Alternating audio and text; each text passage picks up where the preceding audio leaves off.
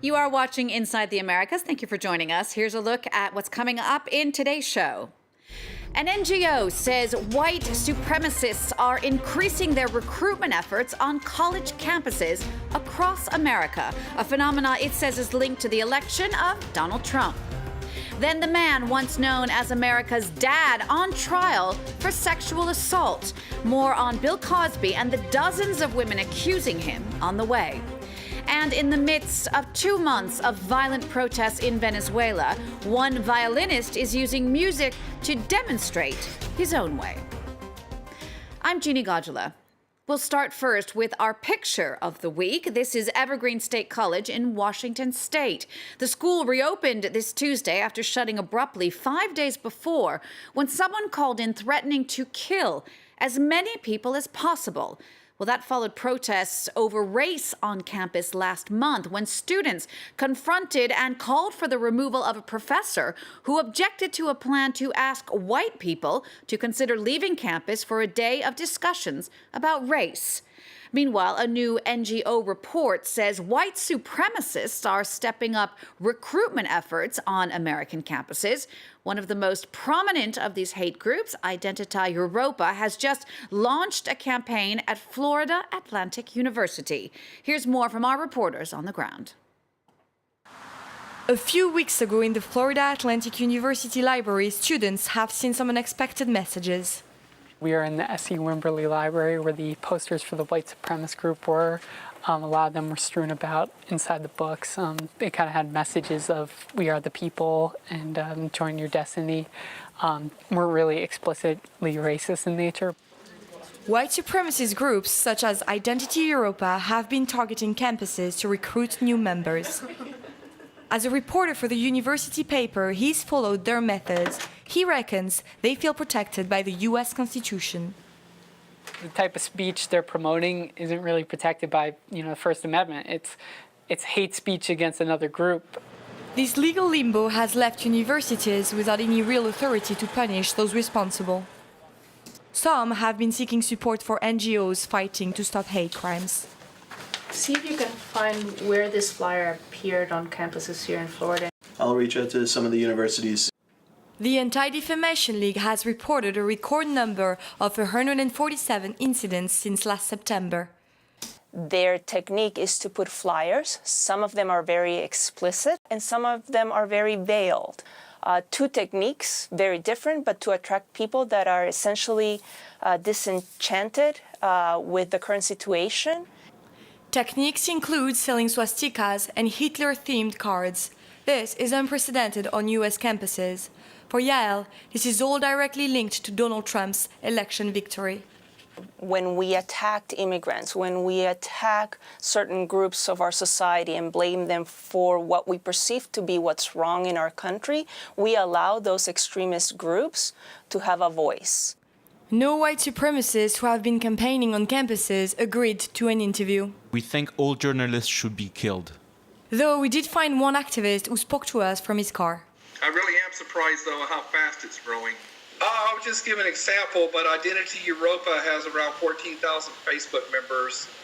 I did something like that in 2005, 2006, and I might have had 150 members.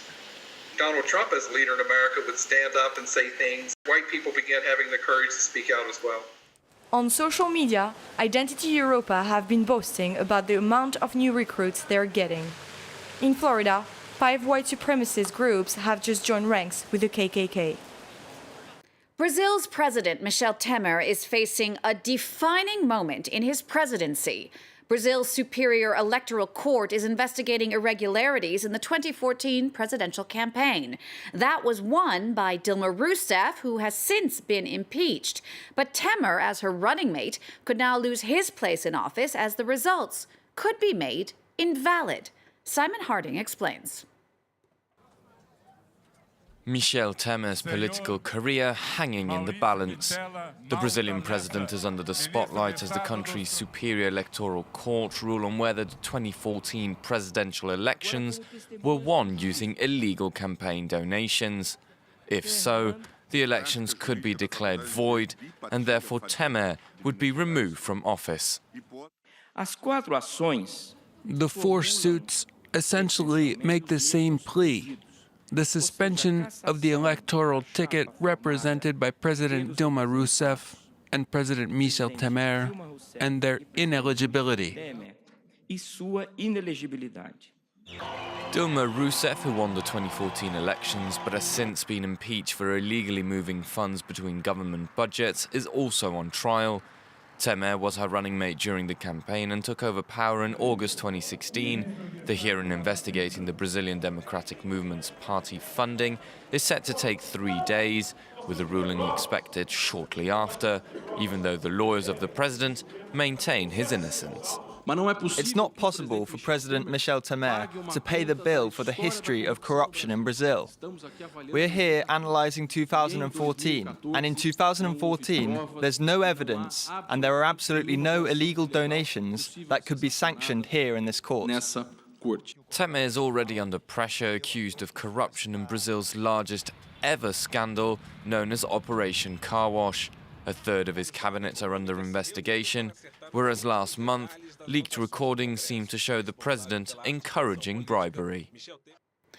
Our number of the week is 60. That's for the almost 60 women who have come forward in recent years to accuse American entertainer Bill Cosby of sexual assault. Despite those dozens of accusations, just one has resulted in a trial, as the others are too far back. That trial opened this week, putting the man best known for his family-friendly brand of comedy on the stand. Once known to millions as America's dad, the former star of The Cosby Show is now facing one of the biggest celebrity trials in American history, as he faces sexual assault and drugging accusations.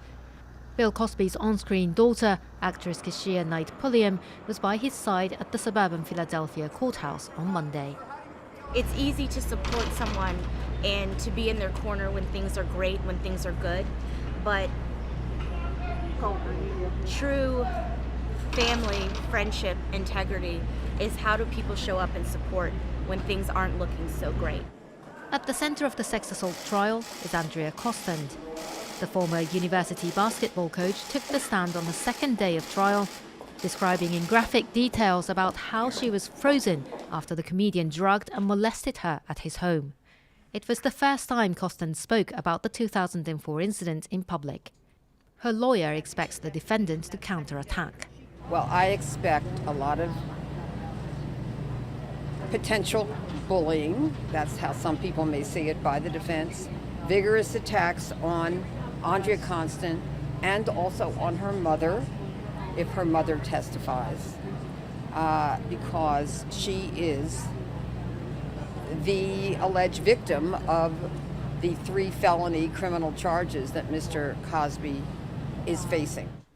Dozens of other women have come forth to publicly accuse the actor of sexual assault over a period spanning 4 decades. But Costand is the only allegation the 79-year-old is facing due to statutes of limitation rules. Her case was originally settled in a 2006 civil case, but was reopened in 2015 when new evidence came to light. Cosby admits to giving Costand a pill, but says it was to relieve her stress and insists that the relations were consensual.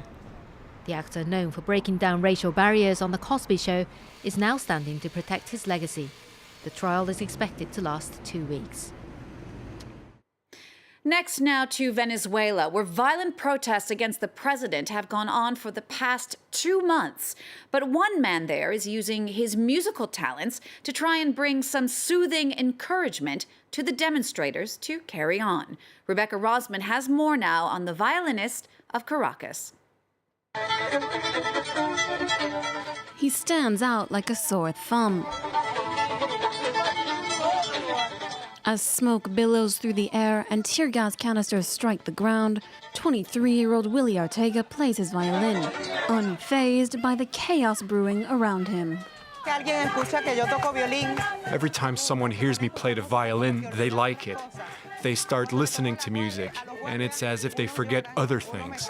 When I play for the National Guards, some begin to cry, others listen. And when I play for the protesters, it encourages them to continue on. Ortega hasn't been left unscathed by the violence. Last month, Venezuelan National Guard officers tried to rip his instrument off his hands, dragging him to the ground in the process. Ortega walked away with a scratched leg, but his violin was all but destroyed. Then, a kind stranger stepped in. After seeing a video of Ortega in tears over the incident, Paulo Lena offered to buy him a new one. I wanted to do right by him, and for all of us who feel helpless after watching such injustice. It was intolerable. By giving him this violin, I'm offering up a little justice, and it equally gives hope to the Venezuelan people that there will always be justice.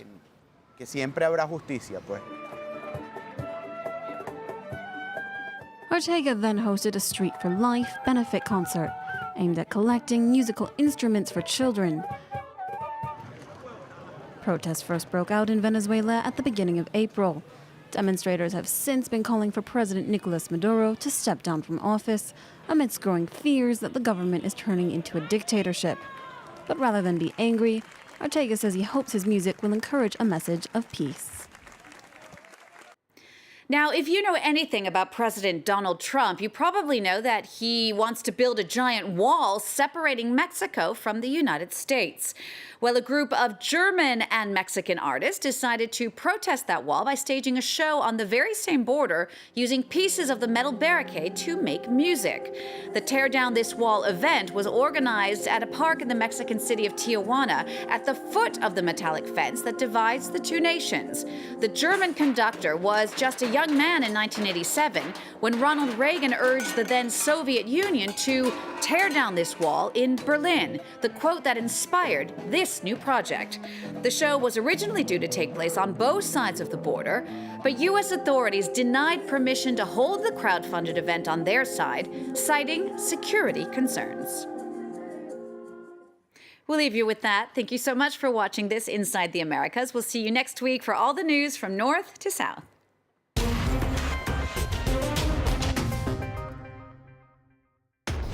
Across Africa, presented by Georgia Calvin-Smith. From North to South Africa, from Bamako to Nairobi, from Accra to Mogadishu. Bringing you all the political, economic, cultural and social news from Africa for a better insight into an ever-changing continent. Across Africa on France 24 and France24.com.